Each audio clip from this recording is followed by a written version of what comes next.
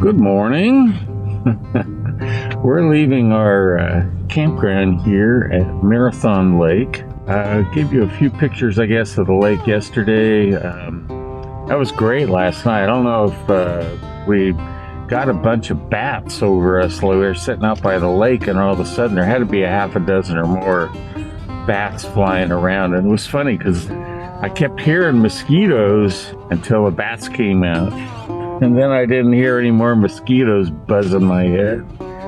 So today we're headed for Vicksburg. The idea was to go to Vicksburg and Natchez, but what we may do is do Natchez tomorrow.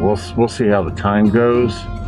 All right, we'll see you guys probably on the road or at Vicksburg. All right, we're here at the Vicksburg National Military Park in Vicksburg, Mississippi. All right, so we'll be taking the park tour here in a bit, but we're going to go into the visitor center and see what they've got in there. What happened in Vicksburg, if you're not familiar with it, is that the Union Army tried to attack and take it because it was critical to command the Mississippi River, but it failed. Two major assaults have failed. Too well fortified in the area here. However, what the Confederates hadn't done was stockpile food. So, under Grant, they had a siege for 47 days, May until July 4th. And finally, the Confederates surrendered. I guess it got to the point where they were eating shoe leather. Anyway, the citizens, many of them had to, they built caves. And so that was actually called the Prairie Dog City. Prairie Dog City because of the constant bombardment. And apparently there are houses in the city that still have cannonballs in them. But we'll see that later. We're going to head into the visitor center and then tour around the battlefield and then go into town. All right. All right, so we're on our way into the visitor center here in Vicksburg. Interesting something over that way. A gray, well, we can't see it from here, but they have this great arch and cannons everywhere. So one of the things I've been noticing right away is all the earthworks around here. Earthworks, I guess you'd call them. And then over there, I don't know what they're doing, but we'll go check those out after the visitor center. Some kind of a fortification there. Okay. Things they carried.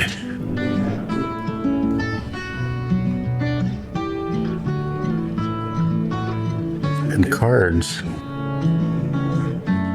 There's some unusual shells in here. Let's see the canister back there. Oh, here's another canister. Very much the definition of a canister. We've seen some of these before. Okay, so if you want to read these, read quickly.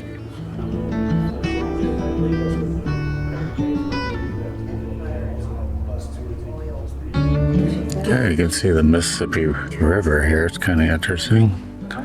Makes a big turn here.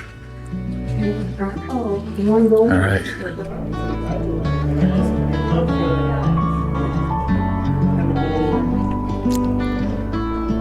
Yeah, like I said, the Confederates had plenty of ammo, but they just didn't have any food, per se.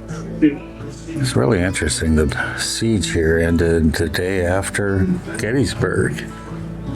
So I guess that's General John C. Pemberton, who led the Confederates here. And of course, recognize Ulysses Grant. Now this is what they call a mortar.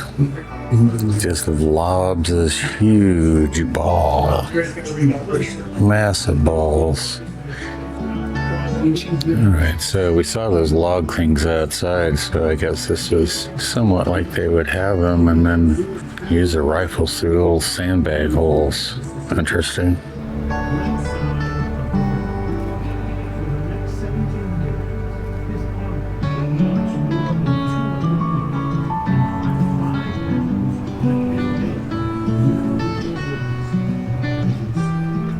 Alright, so these were the caves that the people built. They're similar, obviously. It was interesting that they put the pictures in them, furniture, try to make them as livable as possible. I love this picture of one.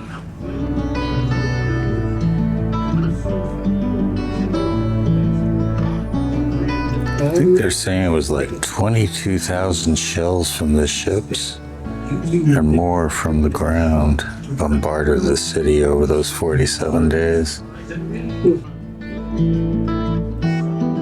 Stop it if you wish, if you'd like to read it.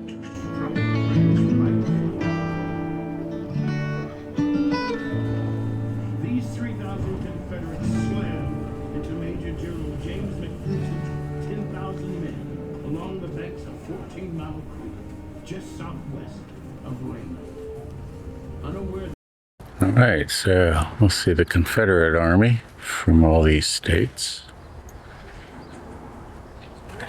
So the Confederates were pretty well represented from all over. Let's take a look at all these cannons. Look at the various sizes of them here. So, yes, it's pretty amazing. Look at some of these. Whoa. This one's pretty interesting. Really interesting. Huge cannons here.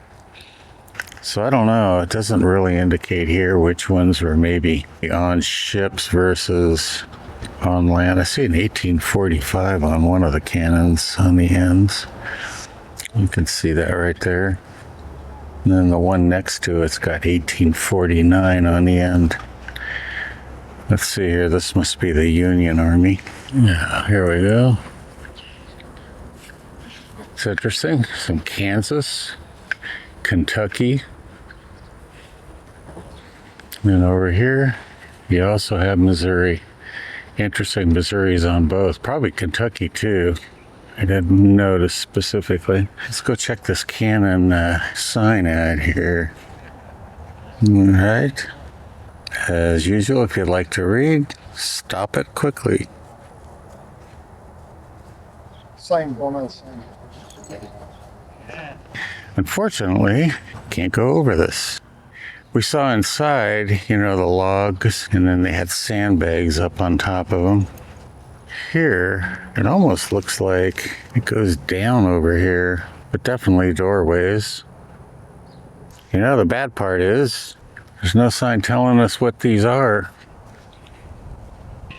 But you can see the earthen fortifications out front, so quite a bit of protection there against probably cannons. I mean, this would be, rifles obviously, but cannon fire. Well, now that we're both done with the visitor center, we can head on into the tour road and the battlefield. I thought this arch was kind of cool. Memorial Arch. Pretty cool.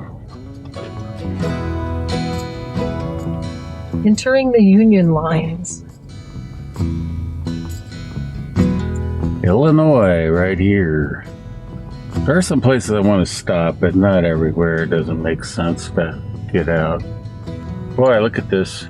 So it did say that, like the Confederates, the way they defended Vicksburg is with all the batteries they built and earthworks and all that, but they also incorporated the bayous and the bogs and stuff that are around the area to further, help fortify or make the position more defensible.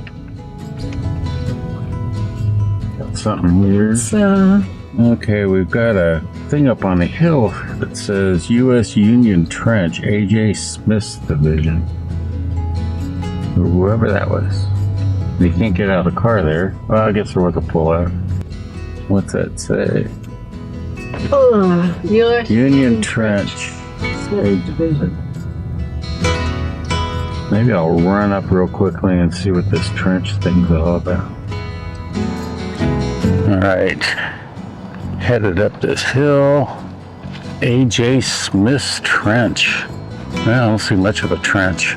You can see it runs, I don't know if you can see the blue marker down there as well. So maybe the trench has disappeared. A little depression here. And then just a fall off into the woods. Okay, well, I was curious. Maybe you were curious. So the blue plaques mark the federal positions and the red plaques mark the Confederate positions.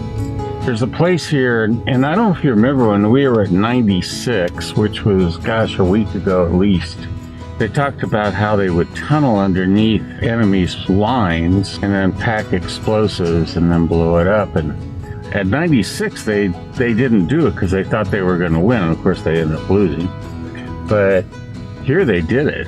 And they put 2,200 pounds of explosives underneath the Louisiana line. Probably they had all kinds of defensive stuff there, and they wanted to blow it up so they could get through.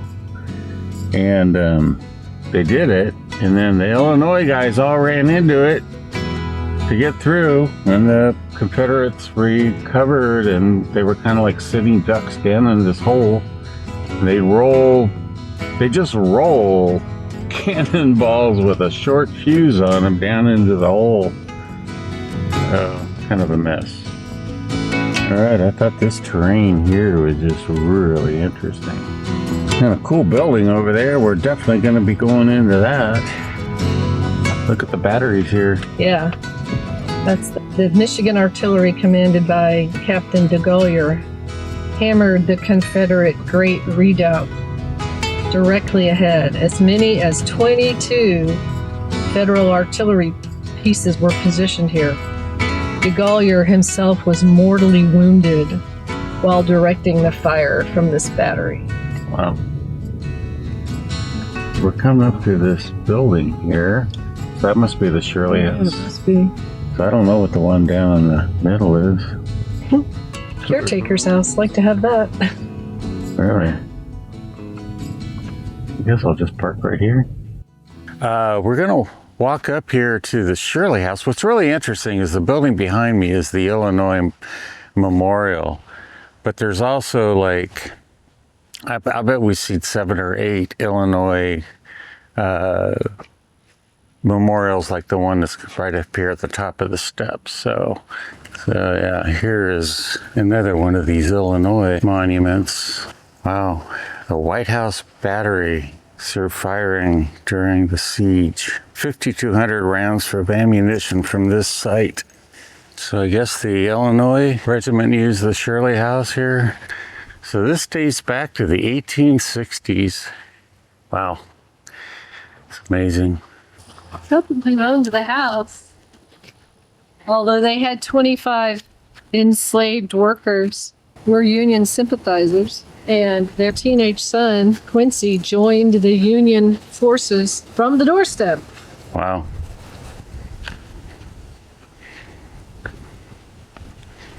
They may actually have the graves of the Shirleys. Oh, one died in 1863, James Shirley. 1863, I wonder if he died during the battle. Wow. Yeah, Carol informed me that we could see some stuff in the house here. So this is on the left side of the front porch. She said the other side was set up more like a hospital, maybe? Oh, I see checkers. Oh, that's pretty cool. Get a little glimpse inside. All right, we'll walk over to the other memorial here. Looks pretty cool. So I just thought I'd stay up here and show some of the detail here on the dome, particularly this band of shields and birds, eagles or something. And it says, with malice towards, I don't know, none maybe. Well, that was pretty interesting. I mean, this memorial was dedicated in 1906. Cost of $190,000. So it also turns out that there are 47 steps here, representing the 47 days of the siege.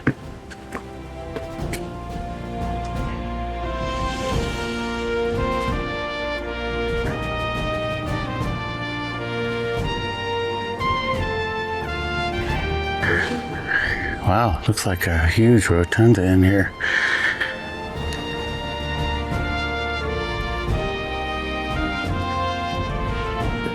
Looks like it's open on top.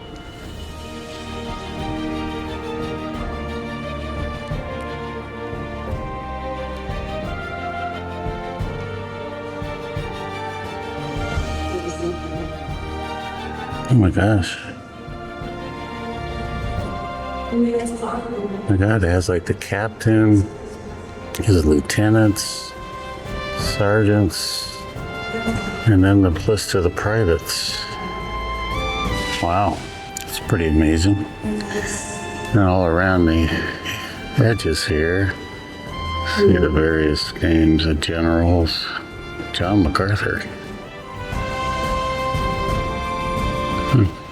Anyway, it just keeps going around like that. I like the little scroll work too, the waves like.